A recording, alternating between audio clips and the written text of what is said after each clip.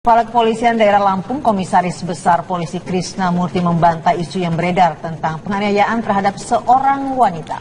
Mantan Direskrimum Polda Metro Jaya ini mempersilahkan Propam Mabes Polri untuk menyelidiki dugaan penganiayaan tersebut.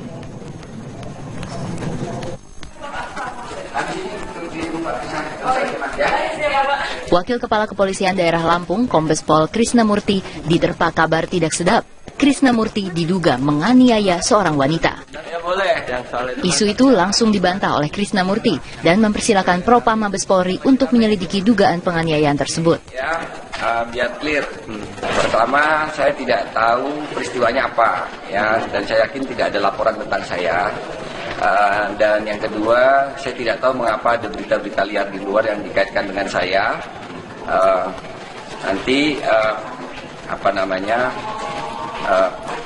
Biarkan Propam yang bekerja mengklarifikasi berita-berita tersebut, dan saya tidak terlibat sama sekali dengan apa yang diberitakan tersebut. Insya Allah kebenaran akan terungkap, semuanya terang benderang, nama baik saya akan dipulihkan. Jadi biarkan Propam bekerja mengklarifikasi berita-berita tersebut, nanti semua akan ada waktunya. Jadi insya Allah tidak ada peristiwa apapun. Komandan sendiri bakal mencari tahu nggak dan apa berita itu? Ini kan sudah jadi isu ya. Jadi biarkan institusi yang kompeten untuk menangani, dan yang penting keluarga saya tetap dikuatkan. Ya, ini kita dapat informasi juga dari media. Saya sudah meminta kepada Propam untuk melakukan pendalaman. Jadi ada Pak sudah melakukan penyelidikan Pak? Ya, nanti akan melakukan penyelidikan secara tertutup. Sudah dilakukan pemeriksaan terhadap anggota itu Pak? Siapa itu? Sudah dilakukan pemeriksaan oleh Propam? Belum ya. Kita akan mulai mungkin dari mencari data dulu. Yang disebut korban ini ada melakukan sesuatu Propam? Kayaknya belum ada Pak. Sepertinya belum ada. Laporan ini lebih banyak muncul ke media. Ya. Kabar penganiayaan itu bermula dari tulisan yang menyebutkan mantan pejabat Polda Metro Jaya yang terkenal menganiaya seorang perempuan. Dalam tulisan itu disebutkan kejadian penganiayaan terjadi di Lampung. Tidak disebutkan inisial perwira polisi tersebut. Dalam tulisan lainnya, tertera inisial wanita adalah NW. Di atas tulisan itu terdapat foto seseorang dengan muka berbalut perban. NW diketahui pernah memasang foto selfie-nya bersama Krisna Murty. Dari Lampung dan Jakarta, tim TV One mengabarkan.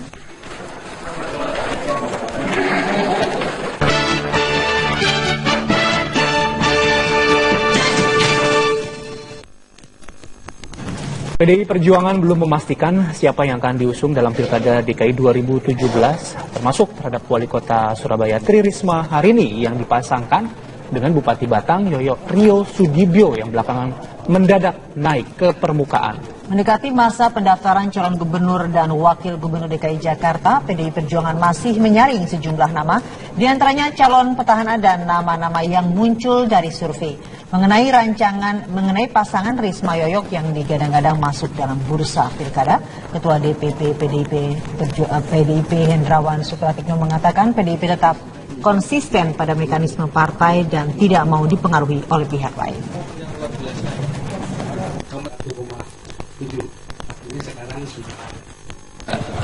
Itu salah satu pasangan calon yang tadi berusaha ditawarkan oleh lembaga survei dan lembaga-lembaga kajian yang lain. Kita menghargai dan mengapresiasi.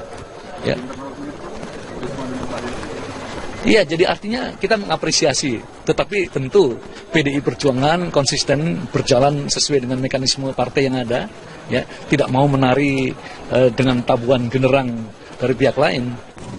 Ya, dan hingga hari ini PDIP belum juga mengumumkan nama calon yang akan diusung dalam Pilkada DKI, namun nama Risma terus menguat. Rumor Wali Kota Surabaya ini akan disandingkan dengan Bupati Batang Rio Sudibyo. Risma menanggapi dengan bergurau.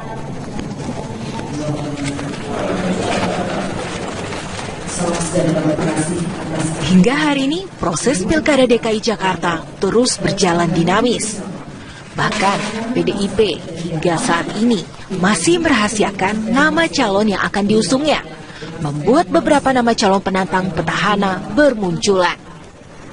PDIP dan tegas akan mengumumkan nama calon pada menit-menit terakhir jelang pendaftaran. Hal senada juga dilontarkan Risma terkait kesediaannya untuk maju dalam Pilkada DKI Jakarta. Loh, bisa jawabannya bersedia apa enggak? Iya. Itu kan tergantung nanti, aku juga last minute jawabnya. Jadi enggak sekarang jawabnya last minute. Aku kemarin sudah gandengan itu, kapan itu aku ke Batang. Kalau dengan Pak Jarod, Bu? Hah? Dengan Pak Jarod? Aku kemarin juga sudah gandengan, toh. Ibu soal hasil survei Ibu yang meningkat, Bu? Bilang akan bisa menang di Jakarta, juga gandeng dengan itu. Memangnya menang-menangan. Saya sampaikan itu ya. Itu sebetulnya bukan menang-menangan. Karena jabatan itu kan nggak boleh diminta gitu. Ya. Jadi apa ya? Menang-menangan saya enggak itu. Rencananya, besok Wali Kota Surabaya ini akan pergi ke Jakarta. Namun Risma menegaskan bahwa kepergiannya ke Jakarta tidak terkait persoalan pilkada yang saat ini terus berjalan dinamis. Dari Surabaya, Jawa Timur, Syamsul Huda, TV One mengabarkan. Pemirsa, tim Laboratorium Forensik Polda Bali melakukan olah TKP pasca meledaknya sebuah kapal penumpang tujuan Pulau Gili Trawangan dari Pelabuhan Padang Bayi, Bali. Dugaan sementara ledakan berasal dari bahan bakar kapal.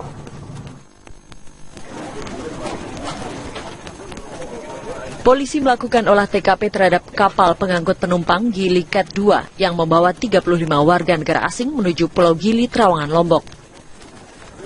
Dalam olah TKP ini, polisi tidak menemukan bahan peledak dan dugaan sementara ledakan berasal dari bahan bakar yang berdekatan dengan aki kapal. Bukan terbakar ya, sempat mengeluarkan asap, kemudian ada terjadi ledakan. Nah, itu yang sedang didalami. Tadi kita sudah melakukan pemeriksaan oleh Jihandak Gegana Brimopolda. Tidak ada indikasi itu merupakan ledakan dari TNT dan sebagainya, tidak ada. Terjadi letupan di bagian belakang. Nah, setelah dari letupan, maka kami melalui Kenlu 16 minta bantuan ke beberapa kapal yang melintas sehingga kapal Gili Cat ini ditarik oleh kapal Sindek. Akibat ledakan kapal ini tercatat 2 orang tewas, 20 orang mengalami luka dan sudah dilarikan ke rumah sakit terdekat.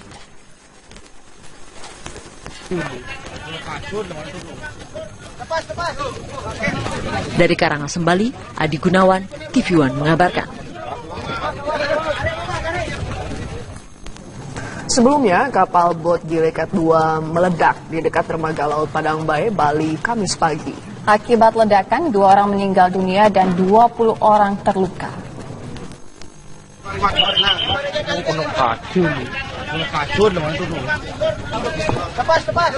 Kapal bot Gili Cat 2 yang membawa 35 orang penumpang dengan 4 orang kru kapal tiba-tiba saja meledak Kamis pagi.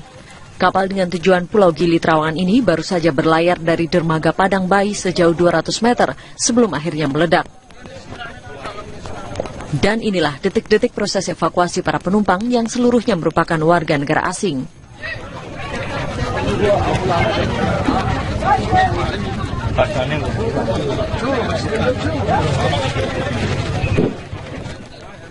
Korban yang terluka langsung dibawa ke rumah sakit terdekat. Tercatat 2 orang tewas dan 20 orang terluka. Untuk sementara, kapal masih diperiksa unit forensik Polda, sementara sejumlah saksi dimintai keterangan agar dapat diketahui penyebab terjadinya ledakan. Tim TV One mengabarkan. Sejumlah korban kapal meledak di Bali masih menjalani perawatan di rumah sakit. Sementara otopsi terhadap korban meninggal dunia masih terus berlangsung. 2 warga negara asing yang meninggal dunia yaitu Catherine Zefrat asal Austria dan Vanessa Pasquale asal Italia. Jenazahnya masih berada di rumah sakit forensik Sanglah Denpasar. Sementara itu 3 korban lainnya yang dirawat di rumah sakit Bali Royal Hospital, yakni 2 warga negara Spanyol dan 1 warga negara Austria masih dalam tahap observasi lebih lanjut pasca penanganan operasi oleh tim dokter.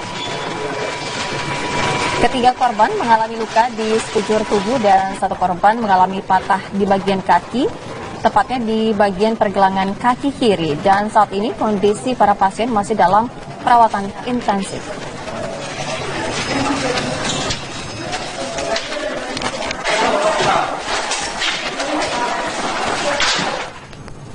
Pemirsa, kami hadirkan kabar yang pertama. Angin puting beliung menerjang wilayah pesisir pantai Polewali Mandar, Sulawesi Barat. Angin puting beliung disertai hujan deras membuat 8 rumah warga rusak berat. Kerusakan mayoritas terjadi pada bagian atap dan dinding rumah. Tidak hanya itu, satu lembaga pendidikan keaksaraan bahkan rata dengan tanah. Akibat diterjang puting beliung, sejumlah perahu milik nelayan yang ditambatkan di tepi pantai juga rusak.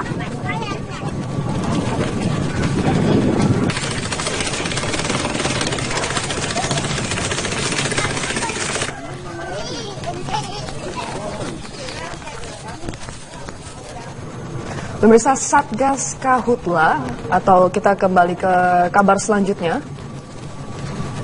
Ya, pemirsa, kebakaran hutan masih terus terjadi di Jambi dan dilakukan penambahan personel untuk memadamkan api di lokasi kebakaran. Ya, hal ini dilakukan guna mempercepat proses pemadaman kebakaran lahan gambut di kawasan hutan negara di daerah Tanjung Jabung Barat, Jambi. Pemirsa, dari pantauan udara, walaupun Jambi mulai diguyur hujan sejak 2 hari lalu, namun hingga kini asap masih tampak membumbung tinggi dari lokasi lahan yang terbakar. Saat ini jumlah personil yang sedang melakukan pemadaman di lokasi sudah mencapai puluhan. Personil pemadam tersebut merupakan gabungan dari TNI, Polri, Manggala, dan BPBD Jambi. Saat ini luas lahan gambut yang terbakar di Tanjung Jabung Barat, Jambi sudah mencapai 33 hektar lebih yang berada di 19 titik.